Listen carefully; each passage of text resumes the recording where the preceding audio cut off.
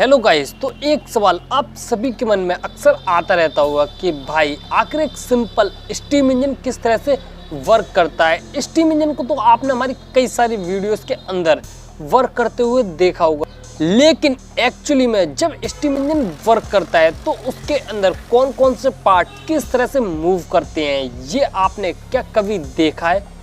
तो आज हम एक ऐसा ही स्टीम इंजन बनाने वाले हैं जो कि पूरी तरह से ओपन होगा, जिसमें आप उसके सभी पार्ट्स को वर्क करते हुए काफ़ी इजीली और क्लियरली देख सकते हो और काफ़ी आराम से समझ सकते हो कि आखिर एक स्टीम इंजन किस तरह से वर्क करता है और उसके अंदर जब वो वर्क कर रहा होता है तो उसके अंदर कौन कौन से पार्ट्स किस तरह से मूव कर रहे होते हैं। तो आज हम एक ऐसा ही ओपन स्टीम इंजन बनाने वाले हैं, तो चलिए वीडियो को स्टार्ट करते हैं।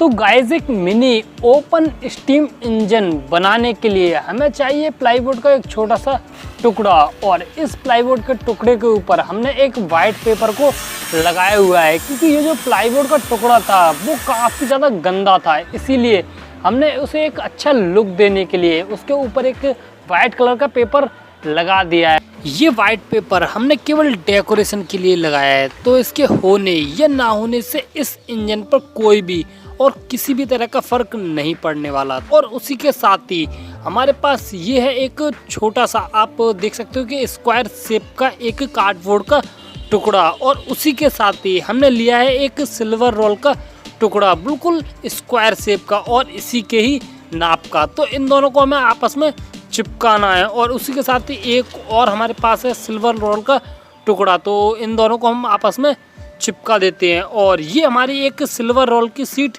बनकर तैयार हो चुकी है। इसमें सिल्वर रोल भी है एंड उसके साथ ही एक कार्डबोर्ड का टुकड़ा भी है।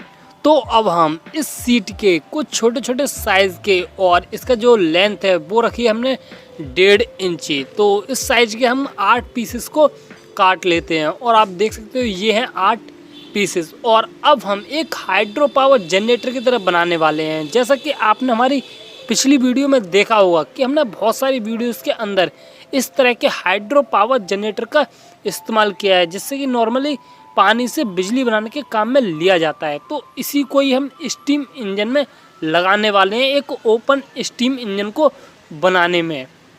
एंड ये है हमारे पास एक नॉर्मल सी सिरिंज, जिसका इस्तेमाल हमने पिछले प्रोजेक्ट में कर चुके हैं। तो इसी सिरिंज का इस्तेमाल भी हम इसी प्रोजेक्ट में करने वाले हैं। बेसिकली इसको हम काटने वाले हैं यहाँ से।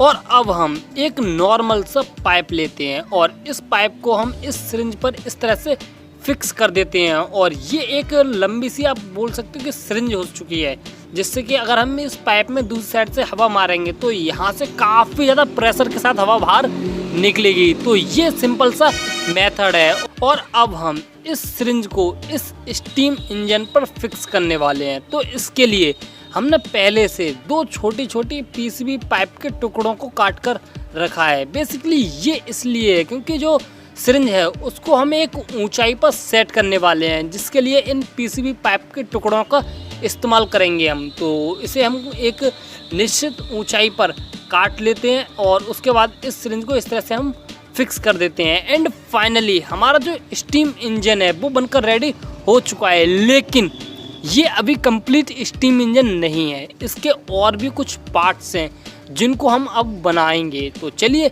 उनको भी बनाते हैं।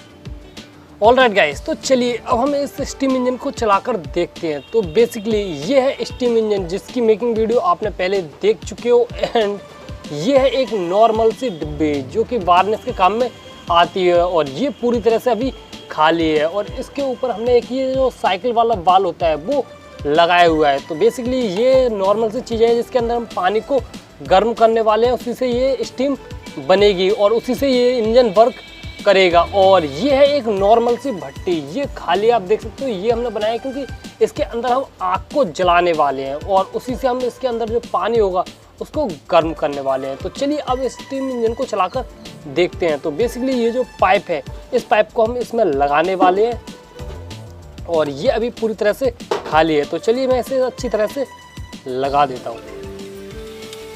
तो चलिए अब हम इस स्टीम इंजन को स्टार्ट करते हैं। तो सबसे पहले ये जो भट्टी है इसके अंदर हम कुछ जलने वाला मटेरियल डालने वाले हैं। तो बेसिकली ये जो है वो कपड़े का कर्तन है जिसको हम डालने वाले हैं, जिसको हम जलाने वाले हैं बेसिकली, क्योंकि इसी से जो आग होगी उसी से जो पानी गर्म होगा और उससे भाप बनेगी जिससे ये स्टीम इंजन चलेगा। तो फंडा काफ़ी ज़्यादा सिंपल है। तो इसके अंदर हम भरते हैं, ये हमने काफ़ी ज़्यादा वेस्ट मटेरियल इसके अंदर भर दिया है एंड ये हमारा भट्टी बनकर रेडी हो चुकी है।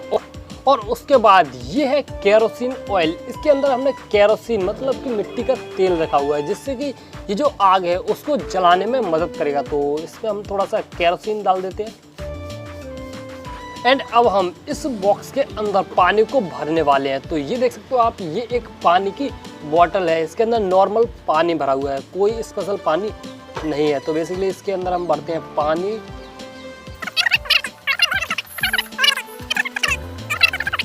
तो अब हमारा स्टीम इंजन वर्क करने के लिए रेडी हो चुका है, बस इसके अंदर हमें आग को लगाना है एंड हमारा जो स्टीम इंजन है वो वर्क करने लगेगा।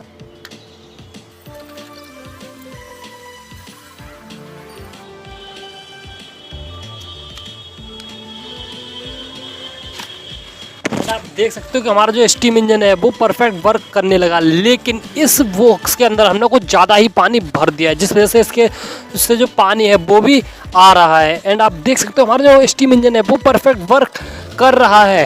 तो अब हम एक छोटा सा चेंज करने वाले हैं क्योंकि जो आग की लपटें हैं वो काफ़ी ज़्यादा तेज़ी से आ रही हैं जिससे हमारा जो पाइप है वो डैमेज हो सकता है। इसीलिए अब हम इस एक्सपेरिमेंट को गैस के साथ ट्राई कर देखने वाले हैं।